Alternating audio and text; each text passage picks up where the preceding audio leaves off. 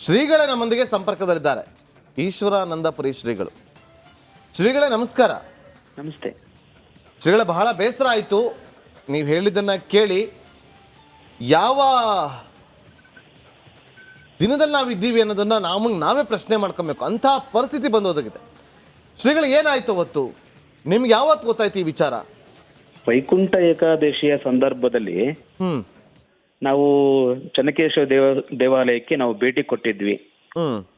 ನನ್ನ ಜೊತೆಗೆ ಭಗೀರಥ ಪೀಠದ ಪುರುಷೋತ್ತಮಾನಂದಪುರಿ ಶ್ರೀಗಳು, ಕುಂಚಿಟಿಗ ಮಹಾಸಂಸ್ಥಾನದ ಶಾಂತಿವೀರ್ ಶ್ರೀಗಳು ಮತ್ತು ನಾವು 3 ಜನ ಆ ದೇವಾಲಯಕ್ಕೆ ಹೋಗಿದ್ವಿ.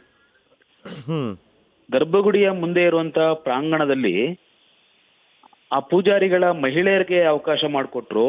ಅದ ನಮ್ಮನ್ನ ಹೊರಗಡೆ ನಿಲ್ಲಿಸಿ ದೇವರ ದರ್ಶನಕ್ಕೆ ಅವಕಾಶ ಕಲ್ಪಿಸಿಕೊಟ್ಟಿದ್ದನ್ನ ನಾವು ಕಣ್ಣಾರೆ ನೋಡಿ ನಮಗೆ ತುಂಬಾ ಬೇಸರ ಆಯಿತು.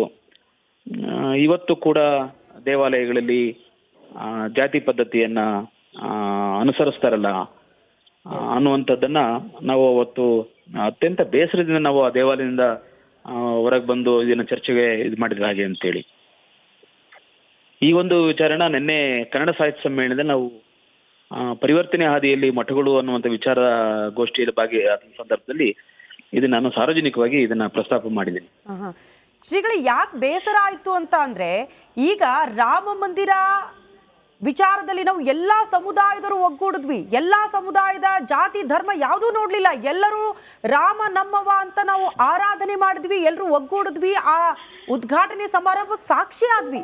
ಇಂಥ ಕಾಲದಲ್ಲಿ ಈಗಲೂ ಕೂಡ ಈ ರೀತಿ ಮೈಲಿಗೆ ಆಗುತ್ತೆ, ನಾವು ಜಾತಿ ನೋಡ್ತೀವಿ, ಒಳಗಡೆ ಬಿಟ್ಕೊಳ್ಳಲ್ಲ, ಸ್ವಚ್ಛತೆ ಮಾಡ್ತೀವಿ ಅಂದ್ರೆ ಯಾವ ಸಂದೇಶ ಕೊಡ್ತಿದ್ದೀವಿ? ನಾವೆಲ್ಲ ಒಂದೇ, ರಾಮರಾಜ್ಯ ನಿರ್ಮಾಣ ಮಾಡುವತ್ತೆ ಗಮನ ಹರಿಸ್ಬೇಕು ಅನ್ನೋ ಕಾಲದಲ್ಲಿ ಇಂಥ ಬೆಳವಣಿಗೆ ನಿರೀಕ್ಷೆ ಮಾಡಿರ್ಲಿಲ್ಲ ಅಂತ ಅನ್ಸುತ್ತೆ ಯಾರು ಕೂಡ. ಮಾಡಬಾರ್ದು ಇದನ್ನ.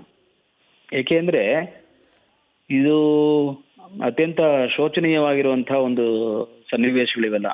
ಹೌದು, ಇದು ನಾನು ಒಬ್ಬನಿಗೆ ಅಲ್ಲ, ಅನೇಕ ಮಠಗಳ ಸ್ವಾಮಿಗಳಿಗೆ ಅಂತ ಅನೇಕ ಸಂದರ್ಭಗಳು ಒದಗಿ ಬಂದ್ರು ಕೂಡ ಅವ್ರು ಯಾರು ಕೂಡ ಧ್ವನಿ ಎತ್ತಲಿಲ್ಲ. ಈ ಒಂದು ಸಂದರ್ಭದಲ್ಲಿ ಅದು ಒಂದು ಮುಜರಾಯಿ ದೇವಾಲಯದಲ್ಲಿ ಪೂಜಾರಿಗಳ ಮಹಿಳೆಯರನ್ನ ಪ್ರಾಂಗಣಕ್ಕೆ ಬಿಟ್ಕೊಳ್ತಾರೆ, ನಮ್ಮಂತ ಹಿಂದುಳಿದ ಸಮುದಾಯದ ಪೂಜ್ಯರನ್ನ ಹೊರಗೆ ನಿಲ್ಲಿಸ್ತಾರೆ ಅಂತ ಹೇಳಿದ್ರೆ ಇನ್ನೂ ಜಾತಿ ಪದ್ಧತಿ ಜೀವಂತವಾಗಿದೆಯಲ್ಲ. ಇನ್ನೂ ಮಹಿಳೆಯರನ್ನ, ದಲಿತರನ್ನ ಇನ್ನೂ ಕೂಡ ನಿಕೃಷ್ಟವಾಗಿ ಕಾಣುವಂತ ಒಂದು ಮನಸ್ಥಿತಿ ಇರುವಂತ ಸಮಾಜದಲ್ಲಿ ನಾವು ಇದೀವಲ್ಲ ಅನ್ನುವಂಥದ್ದೇ ನಮಗೆ ಬೇಸರ ತಂದಿರುವಂಥದ್ದು. ಈ ವಿಚಾರದಲ್ಲಿ ನಾವು ನಿನ್ನೆ ಕನ್ನಡ ಸಾಹಿತ್ಯ ಸಮ್ಮೇಳನದಲ್ಲಿ ಈ ವಿಚಾರನ ಪ್ರಸ್ತಾಪ ಮಾಡಿದ್ದೀವಿ. ಅಂದ್ರೆ ಈಗ ಶ್ರೀಗಳ ನೋಡಿ, ಇವತ್ತು ನಿಮ್ಗೇನಾಗಿದೆಯಲ್ಲ ಮತ್ತಿನ್ನೊಬ್ರಿಗೆ ಈ ಥರ ಆಗಬಾರ್ದು, ಯಾವುದೇ ಕಾರಣಕ್ಕೂ ಕೂಡ ಆಗಬಾರ್ದು. ನಾವೆಲ್ಲರೂ ಒಂದೇ ಅನ್ನೋ ಮನೋಭಾವ ಬರಬೇಕು. ಸೊ ಆ ನಿಟ್ಟಿನಲ್ಲಿ ನೀವೇನಾದರೂ ಹೋರಾಟಕ್ಕೆ ಮುಂದಾಗ್ತೀರಾ?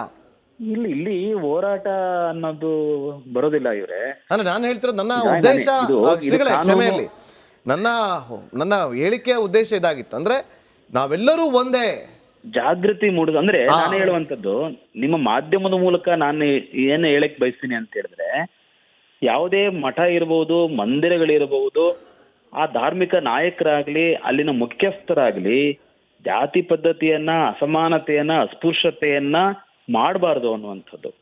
ಎಲ್ಲರನ್ನೂ ಸಮಾನವಾಗಿ ಕಾಣುವಂತ ಒಂದು ವ್ಯವಸ್ಥೆ ನಿರ್ಮಾಣ ಆದಾಗ ಅದು ಎಲ್ಲರಲ್ಲೂ ಆ ಭಾವನೆಗಳು ಬರಬೇಕು. ನಾವೆಲ್ಲರೂ ಒಂದೇ ಅನ್ನುವಂಥ ಭಾವನೆಗಳು, ನಾವೆಲ್ಲರೂ ಸರಿಸಮಾನವಾಗಿ ಇರಬೇಕು ಅನ್ನುವಂಥ ವ್ಯವಸ್ಥೆ. ಸಂವಿಧಾನ ಇವತ್ತು ಇರುವಂತ ಸಂದರ್ಭದೊಳಗಡೆ ಈ ರೀತಿಯ ಒಂದು ಆಚರಣೆಗಳು ಇರುವಂತದ್ದು ಅತ್ಯಂತ ಶೋಚನೀಯ. ಇದಕ್ಕೆ ಪರಿವರ್ತನೆಯನ್ನ ಎಲ್ಲರೂ ಕೂಡ ಮಾಡ್ಕೊಳ್ಬೇಕಾಗಿದೆ ಅಂತ ಹೇಳಿ, ಎಲ್ಲರೂ ಬದಲಾಗಬೇಕಾಗಿದೆ. ಎಲ್ಲರನ್ನೂ ಪ್ರೀತಿ ವಿಶ್ವಾಸದಿಂದ, ಅನ್ಯೋನ್ಯತೆಯಿಂದ, ಸಾಮರಸ್ಯದಿಂದ, ಸಹಬಾಳ್ವೆಯಿಂದ ನಾವೆಲ್ಲರೂ ಒಗ್ಗಟ್ಟಾಗಿ ಹೋಗ್ಬಿಟ್ರೆ ಈ ರೀತಿಯ ಆಚರಣೆಗಳು ಆಗ್ಲಿಕ್ಕೆ ಅವಕಾಶ ಆಗೋದಿಲ್ಲ. ಅದಕ್ಕೆ ಎಲ್ಲರಲ್ಲೂ ಒಂದು ರೀತಿಯ ಜಾಗೃತಿ ಮೂಡಬೇಕಾಗಿದೆ. ಎಲ್ಲರ ಮನಸ್ಸುಗಳು ಬದಲಾಗಬೇಕಾಗಿದೆ. ಕಡೆಯದಾಗಿ ನಮ್ಮ ರಿಪಬ್ಲಿಕ್ ಕನ್ನಡದ ಮೂಲಕ ಏನ್ ಸಂದೇಶ ಕೊಡೋದಕ್ಕೆ ಬಯಸ್ತೀರಿ? ನಾನು ಇಷ್ಟೇ ಹೇಳಕ್ಕೆ ಬಯಸ್ತೀನಿ, ಯಾವುದೇ ದೇವಾಲಯ ಇರಲಿ, ಯಾವುದೇ ಮಠಗಳಿರ್ಲಿ, ಜಾತಿಯ ಕಾರಣಕ್ಕಾಗಿ ತಾರತಮ್ಯ ಮಾಡಬಾರ್ದು. ಅಸ್ಪೃಶ್ಯತೆಯನ್ನ ಜೀವಂತವಾಗಿಡಬಾರ್ದು.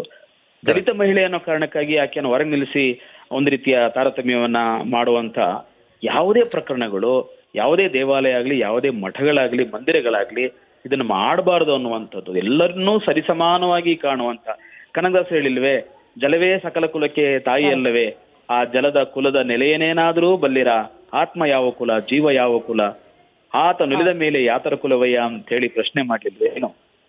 ನಾವು ಆ ರೀತಿಯಾಗಿ ಬಸವಣ್ಣ ಹುಟ್ಟಿದ ನಾಡಿನಲ್ಲಿ, ಕನಕ ಹುಟ್ಟಿದ ನಾಡಿನಲ್ಲಿ, ಅನೇಕ ಶ್ರೇಷ್ಠ ಸಂತರು ಹುಟ್ಟಿದ ನಾಡಿನ ಒಳಗಡೆ ನಾವೆಲ್ಲರೂ ಕೂಡ ಎಲ್ಲರನ್ನೂ ಸರಿಸಮಾನವಾಗಿ ಕಾಣುವಂತ ಸಮಸಮಾಜವನ್ನ ನಾವು ನಿರ್ಮಾಣ ಮಾಡ್ಲಿಕ್ಕೆ ಏನೆಲ್ಲ ಬೇಕೋ ಎಲ್ಲವನ್ನು ಕೂಡ ಮಾಡಿದರೆ ಖಂಡಿತ ಇದು ಒಂದು ಸಹಬಾಳ್ವೆಯ ನಾಡಾಗುತ್ತೆ, ಸಾಮರಸ್ಯದ ಬೀಡಾಗುತ್ತೆ ಅನ್ನೋದನ್ನ ನಾನು ಹೇಳಲಿಕ್ಕೆ ಬಯಸ್ತೀನಿ. ಧನ್ಯವಾದಗಳು ಶ್ರೀಗಳೇ.